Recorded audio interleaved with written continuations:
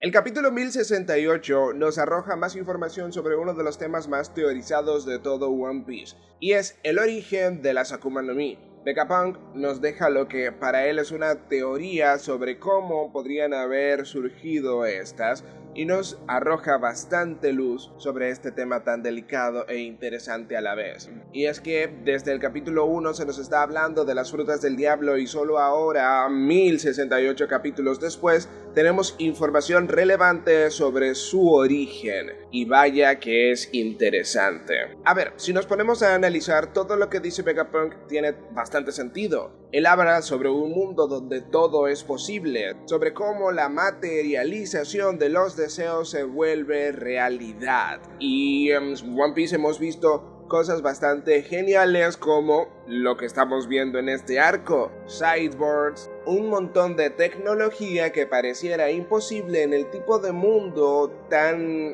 natural y orgánico al que estamos acostumbrados en One Piece. Y es que el tema de la ciencia siempre ha estado presente, pero nunca lo habíamos visto tan épico, sino como avances lógicos en un mundo caótico, pero no como una posible reminiscencia de un pasado oculto del mundo.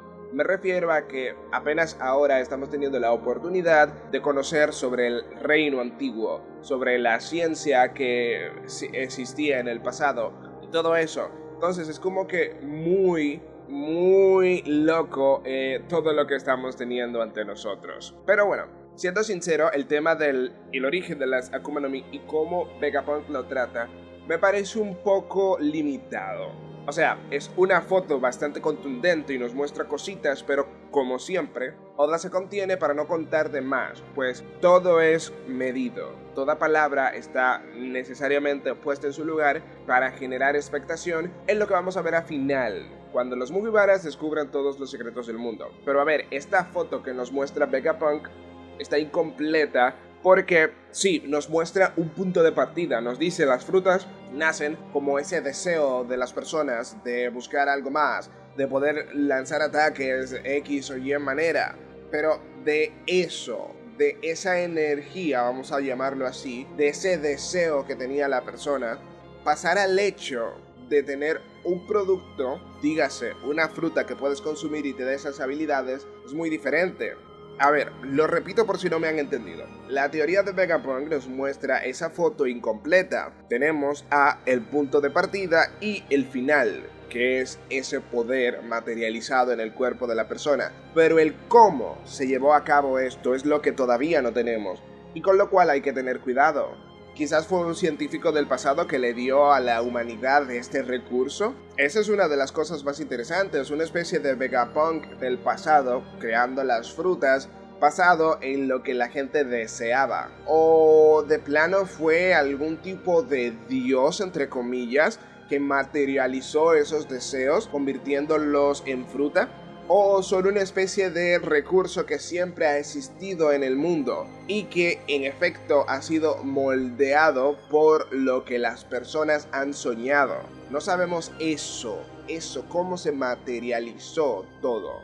Porque podría ser interesante decir, ok, siempre existió una especie de árbol de la vida que contenía la esencia de lo que es una Akuma no Mi en el hoy en día, y que gracias a que esas personas consumieron este fruto, se volvió una especie de fuerza que iba pasándose de generación en generación cada vez que fallecía, pero que esa primera persona fue la que introdujo el código base. Por ejemplo, yo me como la mera no Mi en su versión fruta normal y deseo, cónchale, en una conversación con mis panas, me gustaría volverme de fuego e intocable, y ahí esa fuerza, esa energía mágica se activa con mi desear y se crea la fruta, la primer fruta. Porque hay que recordar, y esto lo sabemos por Madre Carmel, que los usuarios se vuelven frutas. Porque si consumes un usuario, estás consumiendo la fruta. Es bastante tétrico, pero también, o sea, que la fruta se une a los deseos de la persona y se genera ese poder, que es lo que conocemos como Akuma no Mi.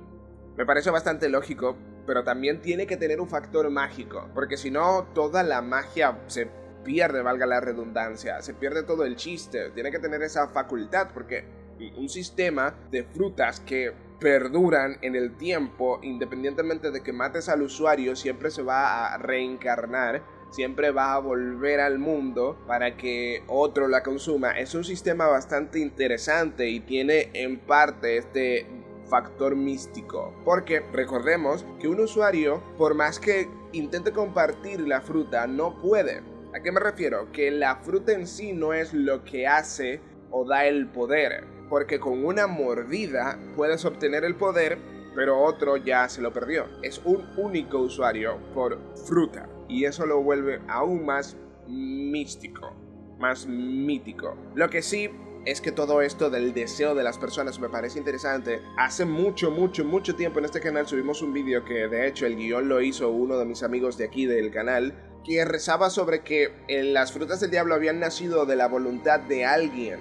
Y loco, ese vídeo lo hice en un hiato donde literalmente no tenía la oportunidad de grabar nada por falta de, creo que era en la computadora que se me había dañado. Y me pareció tan genial el concepto que siempre he estado fascinado, y hoy en día se está volviendo una realidad que en efecto los sueños de las personas son los que han traído a la luz las frutas del diablo. Se los dejo en la descripción. Ese vídeo me encanta por lo simple y por lo genial que puede ser esa reflexión.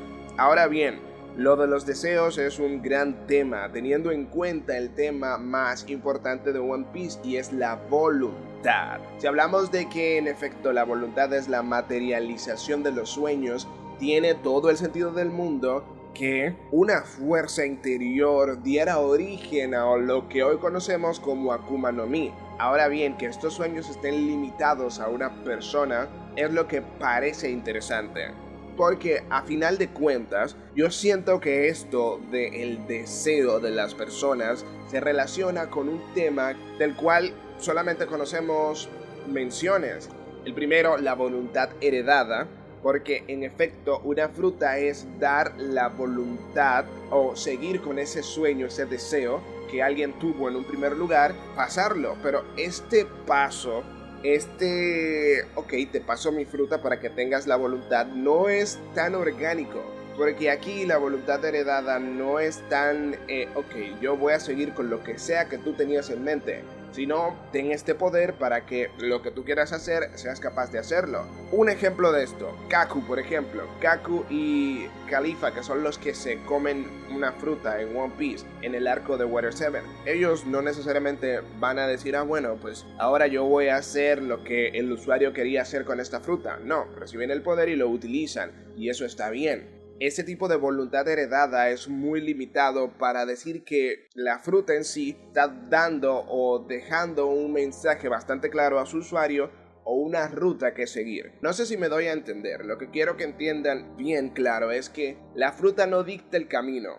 o no debería de hacerlo, sino que el usuario es que da la identidad cuando adquiere la fruta. Lo que sí es voluntad heredada es como esta fuerza, esta fruta del diablo, sigue reencarnándose. Una vez fallece alguien, esta fruta vuelve a su ciclo de volverse fruta y seguir su camino. Eso sí lo veo como voluntad heredada, en plan hasta que encuentre su usuario que vale la pena o hasta que cumpla mis objetivos. Eso desde la perspectiva del usuario, claro está.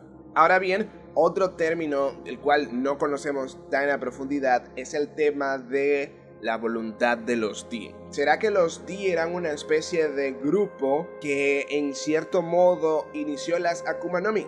Que nacen estas frutas para oponerse a un gran régimen o para defenderse de un gran ataque. Esto podría ser también una lectura, porque no conocemos del todo la voluntad de los D, el reino antiguo, Dios del Sol Nika, todo esto. Es que son tan interesantes estos tópicos, de hecho son mis favoritos de toda la serie, que podría estar horas intentando armar un muñeco alrededor de. Porque es que, volvamos a las teorías más famosas de los D.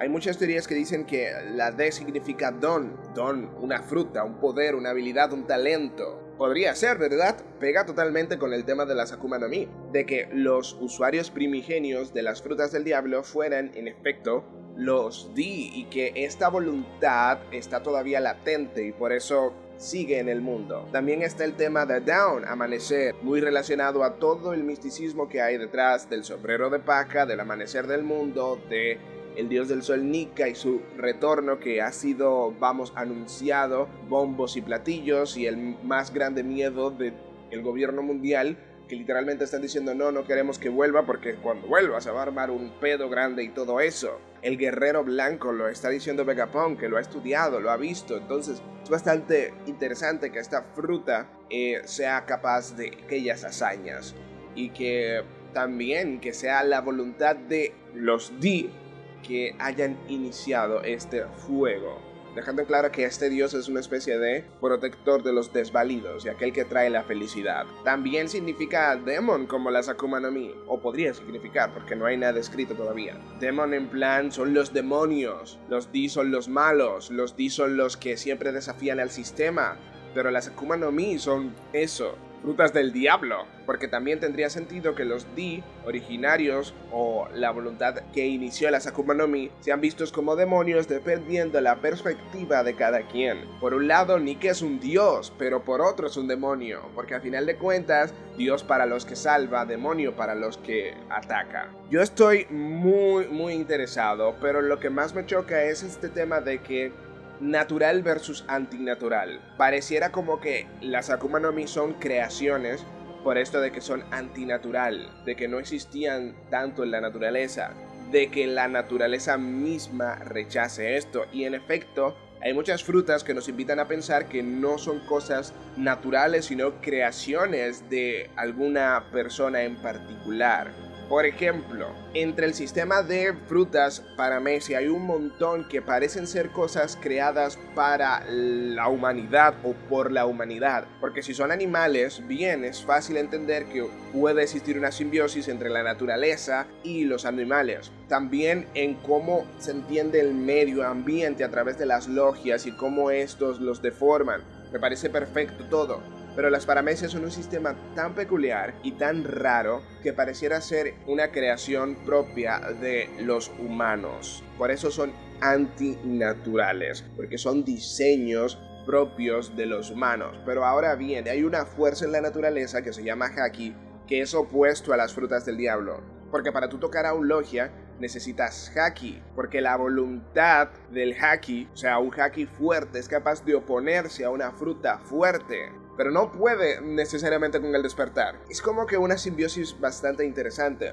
porque sí, puede ser muy poderoso tu Haki, pero si tu fruta también está potenciada a todo sentido, supera el Haki. ¿Cómo sabemos esto? Por ejemplo, Law y Kid eran incapaces de utilizar sus habilidades básicas. Por ejemplo, el Room, un clásico. Esta habilidad es imposible gracias al tremendo Haki que tiene Big Mom, pero vemos que es capaz Law de dañar con sus habilidades más potentes. Y esto igual Kid, cosa que si estas habilidades de sus despertares de Kid y Law no hubiesen sido eso, despertar, no hubiesen podido ser capaces de superar el Haki de su usuario. Es decir, que estas fuerzas buscan generar un equilibrio entre el mundo. Son oposiciones, sí, pero que siempre va a haber como que un punto más allá donde llevar las cosas. Creo que el despertar del Haki tiene que darse también. O sea, no solamente el aprender a usarlo y dominarlo y volverlo más fuerte, no. Debe de darse una especie de equivalente al despertar de las frutas, pero en el Haki para que la cosa sea un poquito más equilibrada. Por ejemplo, podría ser el despertar del Haki, esa combinación entre Haki del Rey, Haki de armadura y Haki de observación que vimos. Utilizarlos todos como una especie de fuerza omnipotente que hace counter a todas las habilidades de frutas. Y es que cada vez que se habla de que lo natural y lo antinatural, lo que se opone a lo natural, pienso en la dinámica del gobierno mundial y los piratas. Los piratas son esos agentes del mal que se lanzan constantemente en búsqueda de desafiar lo establecido. Hay piratas que van con el sistema, forman parte del sistema y lo alimentan, pero hay otros como Luffy que buscan desafiar lo establecido. No se van por la sombrita y por lo bueno, sino que desafían a los grandes para generar ese desequilibrio propio de la naturaleza misma. Porque si la naturaleza de los humanos es la que despierta estas frutas, la naturaleza misma de los humanos es la que se opone a ese poder con el Haki. Entonces, coño, qué tema más interesante. Espero que hayan entendido y disfrutado de este video porque nunca me había soltado tanto. De hecho, este es un vídeo sin guión. simplemente dejando salir todo el caos que hay en Cazador de Piratas. Si les ha gustado el vídeo, dejen un poderoso like, suscríbanse y compartan con un amigo. Y como siempre, pues yo no lo saben, les hablo Cazador de Piratas, nos vemos.